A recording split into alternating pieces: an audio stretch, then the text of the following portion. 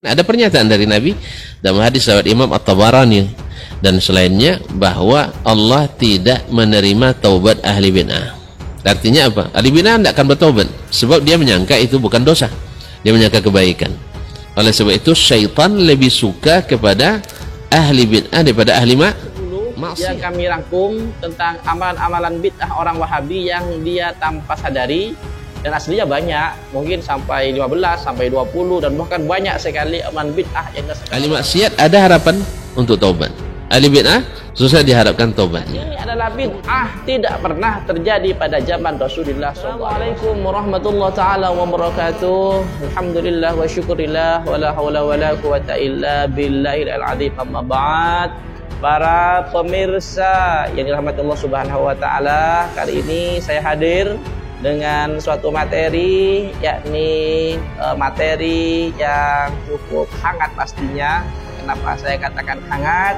Karena orang Wahabi adalah pelaku bid'ah tanpa dia sadari.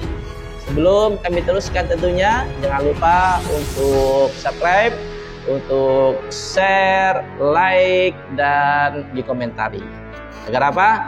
Agar channel ini terus berkembang dan memberikan wawasan kepada warga masyarakat Islam khususnya.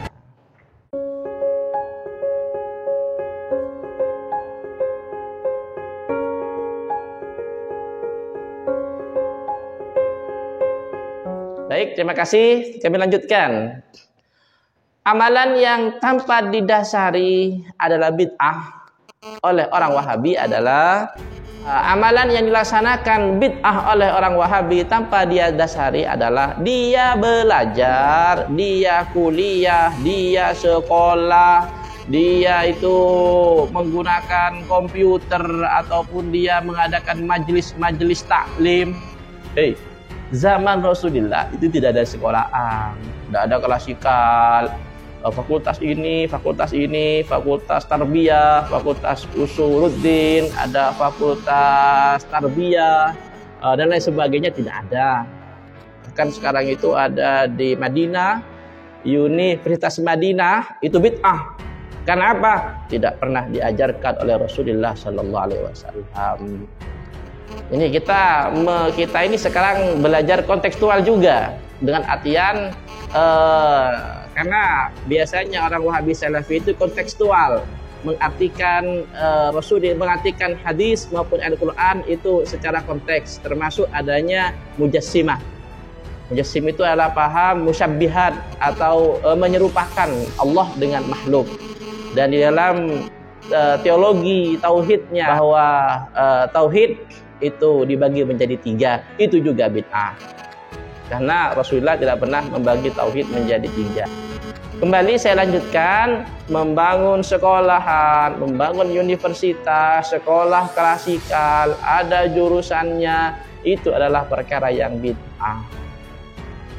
Karena orang Wahabi tidak mau pembagian bid'ah, ada yang hasan, ada sayyi'ah. Pokoknya kullu bid'atin dhalalah, seperti itu. Setiap bid'ah adalah sesat. Jadi mereka tersesat dengan dirinya sendiri. Nah ya sudah, kalau memang Wahabi itu betul-betul kontekstual, tidak mau memang plek pada zamannya Rasulullah. Yang kita ikuti ini bukan zaman, tapi substansi dari ajaran Rasulullah SAW. Bukan kita kembali kepada zaman Rasulullah. Rasulullah dulu tempatnya, kediaman beliau seperti itu, juga ya cara berpakaian beliau seperti itu. Ya sunnah, kita ikuti memang sunnah, tapi substansinya. Zaman Rasulullah disunahkan untuk makan pakai 3 jari.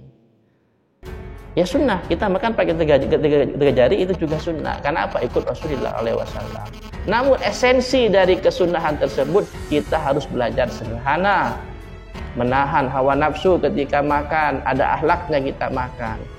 Lo kalau ke sini orang Wahabi ke Indonesia mau pakai makan 3 jari, yang dimakan itu ya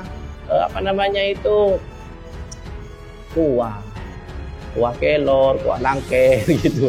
Mau pakai 3 jari, tidak selesai nanti makan kalian. Oh, saya ikut Rasulullah, makan pakai 3 jari. Ya, sampean makan sudah itu wis pakai 3 jari, pakai kuah, ya. Terus makan mie ayam pakai 3 jari gitu ya. Makan bakso pakai 3 jari gitu ya.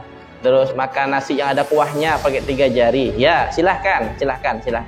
Karena memang Anda mengartikan hadis Rasulullah secara kontekstual. Ya, tidak akan selesai nanti. Itu makna yang tersirat adalah kesederhanaan. Jadi substansinya, di samping dohirnya, makna substansinya. Rasulullah dulu kalau keluar menggunakan baju-baju perang yang terbuat dari besi dan lain sebagainya dalam berbagai hadis. Sampai sekarang mau pakai baju perang seperti itu, mau kemana-mana mau pakai baju perang karena ikut Rasulullah. Substansinya lah yang kita kerjakan. Ya, dohirnya kita kerjakan semampu sebisa kita, namun esensi dan substansi yang kita kerjakan. Kembali kepada materi, orang-orang Wahabi memang seperti itu. Jadi mulai besok, karena ini adalah perbuatan bid'ah, membuat sekolah, terus anak sekolah, ada fakultas, ada ilmu nahu, ilmu sorof, ada ilmu balaghah, ada ilmu bayan, ma'ani, ada tauhid, ada ilmu tajwid. Itu semuanya adalah bid'ah. Tidak pernah ada pada zaman Rasulullah SAW. Bahkan pada zaman sahabat pun itu tidak pernah ada. Paham? Berarti orang-orang yang melaksanakan ibadah bid'ah sesuai dengan pemahaman orang Wahabi menyatakan bahwasanya tobatnya tidak akan diterima oleh Allah Subhanahu wa taala. Karena apa? Karena berkeyakinan bahwa alam benar. Kan begitu menurut mereka. Syukran wa tumtum. Jangan lupa terus share video kami, like ya. Kita terus bergerak menyebarkan akidah Ahlussunnah wal Jamaah Nahdiyah. Syukran wa tumtum. Wallahul muwaffiq ila aqwamit thoriq. Assalamualaikum warahmatullahi taala.